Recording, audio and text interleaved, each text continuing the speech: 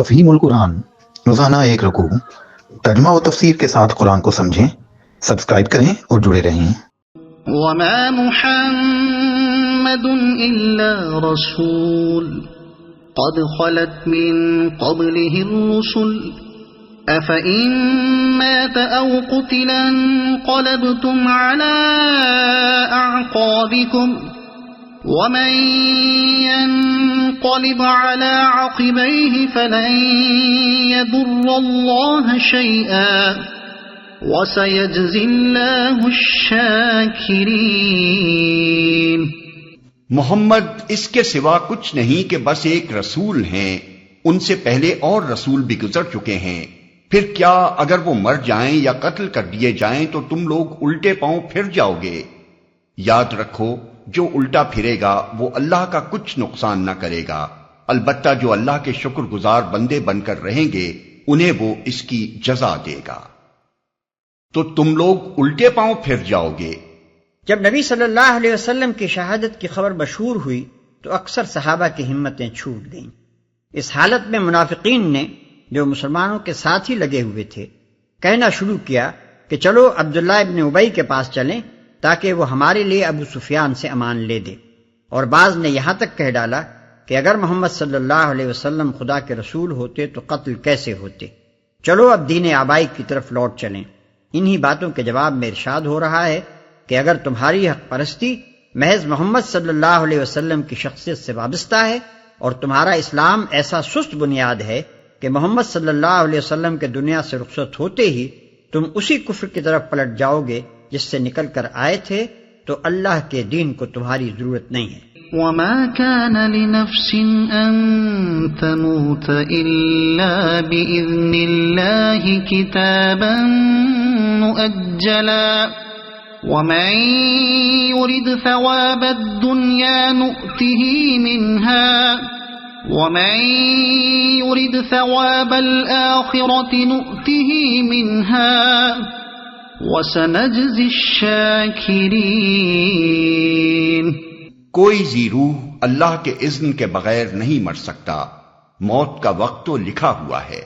جو شخص ثواب دنیا کے ارادے سے کام کرے گا اس کو ہم دنیا ہی میں سے دیں گے، اور جو ثواب آخرت کے ارادے سے کام کرے گا وہ آخرت کا ثواب پائے گا، اور شکر کرنے والوں کو ہم ان کی جزا ضرور عطا کریں گے۔ موت کا وقت تو لکھا ہوا ہے۔ اس سے یہ بات مسلمانوں کے ذہن نشین کرنا مقصود ہے کہ موت کے خوف سے تمہارا بھاگنا فضول ہے۔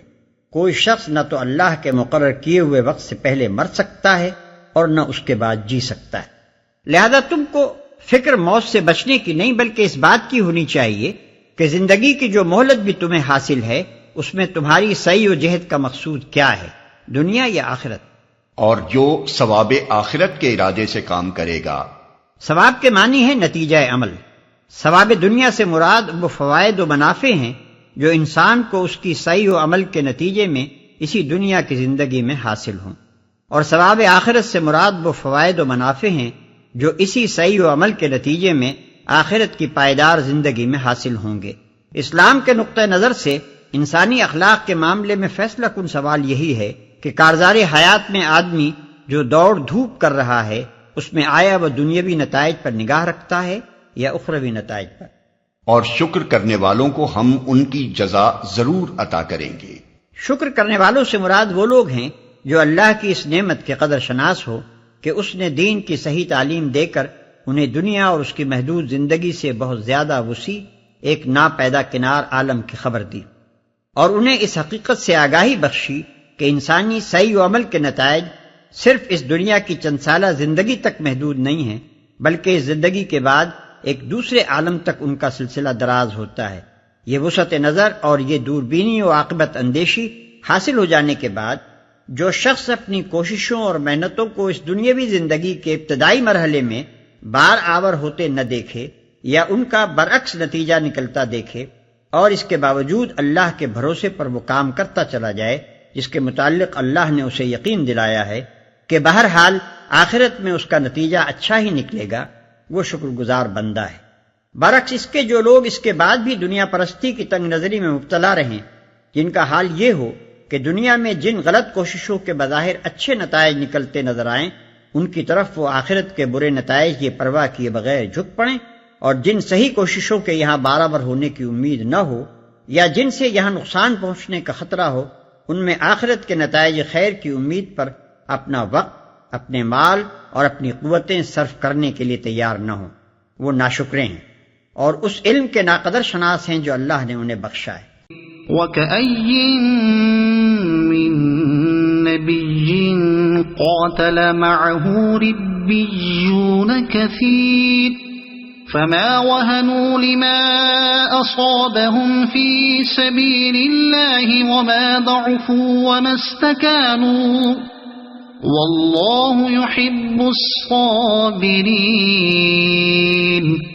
اس سے پہلے کتنے ہی نبی ایسے گزر چکے ہیں جن کے ساتھ مل کر بہت سے خدا پرستوں نے جنگ کی، اللہ کی راہ میں جو مصیبتیں ان پر پڑیں ان سے وہ دل شکستہ نہیں ہوئے، انہوں نے کمزوری نہیں دکھائی، وہ باطل کے آگے سرنگوں نہیں ہوئے، ایسے ہی صابروں کو اللہ پسند کرتا ہے۔ وہ باطل کے آگے سرنگوں نہیں ہوئے، یعنی اپنی قلت تعداد اور بے سر و سامانی اور کفار کی کثرت اور زور آوری دیکھ کر انہوں نے باطل پرستوں کے آگے سپر نہیں ڈالی۔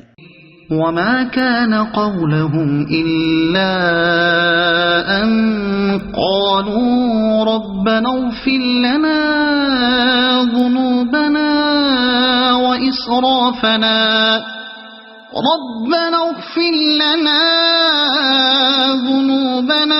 وإسرافنا في أمرنا وثبت أقدامنا وانصرنا على القوم